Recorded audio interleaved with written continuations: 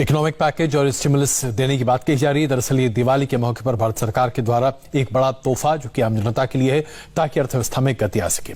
बिहार के चुनाव पर वैसे तो पूरी दुनिया की नजर रहती है, लेकिन इस बार बिहार के नतीजों के बाद ओवैसी के गढ़ हैदराबाद में जमकर जश्न हो रहा है।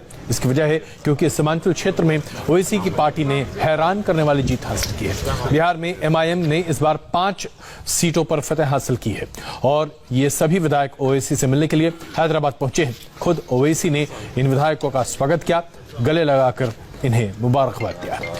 बिहार में ओवैसी के उम्मीदवार शहनवाज आलम जो कि हाट से जीते हैं, इनके अलावा अंजर नईम बहादुरगंज से हैं, इजहार असफी कोचाधमन से हैं और अख्तरुल ईमान अमौर से हैं। इसके साथ साथ रनकुद्दीन अहमद बयासी से जीते हैं।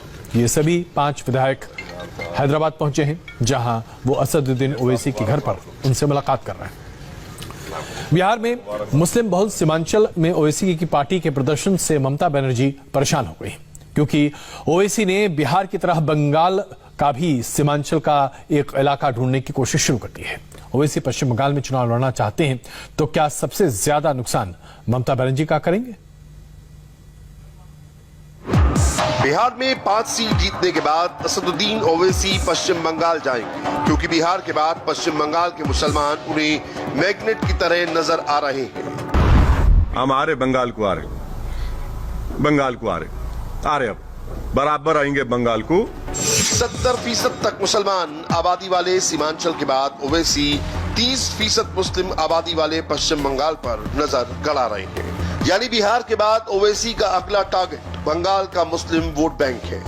यह कहे कि असदुद्दीन ओवैसी मुस्लिम बहुल सीटों पर चुनाव लड़ने वाला फॉर्मूला अब पश्चिम बंगाल में आजमाना चाहते हैं। मुर्शिदाबाद भी जाएंगे, मालदा भी जाएंगे, दिनाजपुर जाएंगे, सब जगह जाएंगे।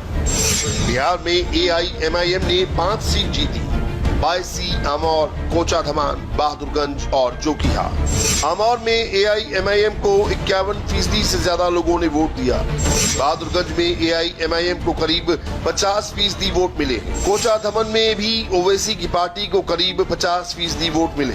बायसी में 38% वोट मिले। जोकीहाट में एआईएमआईएम को 34% वोट मिले।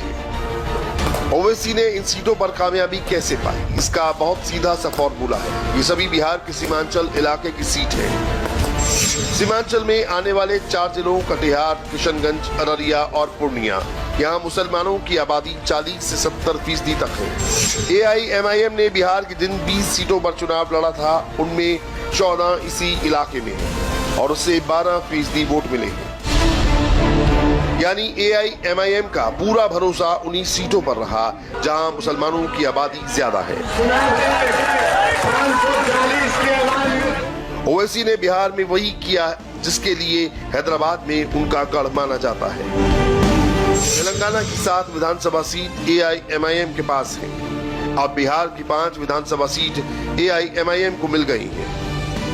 यानी ओवैसी ने बिहार में जो टेस्ट किया, उन्हें उसका मनचाहा रिजल्ट मिल गया है। वो 5 सीट मिलकर खुशी से फूले नहीं समा रहे। बिहार में उन्हें दूसरा हैदराबाद मिल गया है। इसे लेकर देखा जाए तो पश्चिम बंगाल तो ओवैसी के लिए ओपन फील्ड है। यही वजह है कि असदुद्दीन ओवैसी ने पश्चिम बंगाल का रुख कर लिया है। वो उन सीटों पर चुनाव लड़ने की तैयारी कर रहे हैं जहां मुसलमानों की आबादी ज्यादा है। हम बंगाल के हमारे जो पार्टी के यूनिट के जिम्मेदारान हैं, उनसे बातचीत करेंगे और उनसे पूछेंगे कि वो कितना जमीन पर ताकतवर हैं, कितने वो कैपेबल हैं, और अगर वो हमको कॉन्फिडेंस दिलाएंगे और उनके पास उतना कैपेबिलिटी है तो यकीनन अच्छा फैसला लेंगे। बिहार के सीमांचल का इलाका पश्चिम बंगाल के उत्तर दिनाजपुर, मालदा और मुर्शिदाबाद जिलों के करीब है। एआईएमआईएम का दावा है कि पश्चिम बंगाल में पिछले 1 हफ्ते के अंदर 3 लाख से ज्यादा लोगों ने उसकी सदस्यता ली है। 21 जिलों में एआईएमआईएम के दफ्तर भी खोल दिए गए हैं। मालदा, बीरभूम, मुर्शिदाबाद, हुगली, 24 नॉर्थ परगना, पश्चिमी और पूर्वी मिदनापुर और दक्षिणी परगना के कई बड़े इलाकों में ओवैसी को उम्मीद नजर आ रही है। हम आ रहे बंगाल को, आ रहे अब बराबर आएंगे बंगाल को। मुर्शिदाबाद भी जाएंगे, मालदा भी जाएंगे, दिनाजपुर जाएंगे, सब जगह जाएंगे। ओवैसी बंगाल को लेकर हवाई बातें नहीं कर रहे। इसके लिए उन्होंने जमीन तैयार करनी शुरू कर दी। AIMIM के लिए बिहार से लेकर बंगाल तक 3 तलाक, CAA, NRC, अयोध्या केस जैसे मुद्दे उठाए गए। बिहार में उनके लिए कैसे प्रचार किया गया वो देखिए।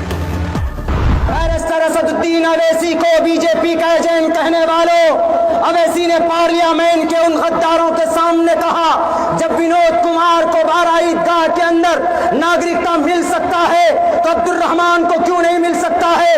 सबको बराबरी का हक है यहाँ पर हासिल, तो तुम्हें किसने इजाजत दी मुसलमानों को अलग करने की? जिस तरह से मैं आपके लिए एनआरसी मामले में नरेंद्र मोदी और अमित शाह की सरकार पर सुप्रीम कोर्ट में बिहार से अकलौता बंदा केस करके आया है। इसने आवाज उठाई, अवैसी ने आवाज उठाई, नीतीश ने समर्थन किया, लालू ने समर्थन किया, कांग्रेस ने समर्थन किया, लेकिन आपकी रक्षा के लिए कौन बोला? अवैसी बोला। जब हमारी आवाज अवैसी उठाता है तो हमारा लीडर भी अवैसी होगा। पश्चिम बंगाल में ओवैसी की एंट्री ममता बनर्जी के लिए कितना बड़ा खतरा है, अब वो देखिए। 2019 के लोकसभा चुनाव में बीजेपी ने तृणमूल कांग्रेस को बड़ा झटका दिया था। बीजेपी ने 42 में से 18 सीट जीती थी, जबकि तृणमूल के नंबर 34 से घटकर 22 हो गए थे। इसके बाद से तृणमूल कांग्रेस को खतरा लगने लगा था कि विधानसभा चुनाव में बीजेपी उसके सामने सबसे बड़ा खतरा बन चुकी है। पश्चिम बंगाल की 294 विधानसभा सीटों पर 2021 में चुनाव होगा और इसमें लेफ्ट को हटाकर बीजेपी दूसरे नंबर की पार्टी बन चुकी है। और अब ओवैसी का ऐलान कि पश्चिम बंगाल में AIMIM भी चुनाव लड़ेगी। तृणमूल के सामने मुस्लिम वोट का संकट खड़ा हो सकता है। बिहार वाला खतरा कांग्रेस को पश्चिम बंगाल में भी नजर आ रहा है। AIMIM को बिहार में वोट काटने वाली पार्टी माना जा रहा है। बीजेपी पार्टी जो वोट कटुआ ओवैसी साहब को इस्तेमाल किया था, उसमें थोड़ा बहुत जरूर कामयाब मिले हैं। अधीर रंजन चौधरी क्या ठेका लेके बैठे हुए मुसलमानों का? अधीर रंजन चौधरी को बताना चाहिए कि अपनी कॉन्स्टिट्यूंसी में मुसलमान इतने बुरे हाल में क्यों है। अधीर रंजन चौधरी को बताना चाहिए कि उन्होंने मुसलमानों के लिए क्या किया। अधीर रंजन चौधरी, तुम जान लो इस बात को कि वोट हमारा, राष्ट्र तुम्हारा नहीं चलने वाला है अभी।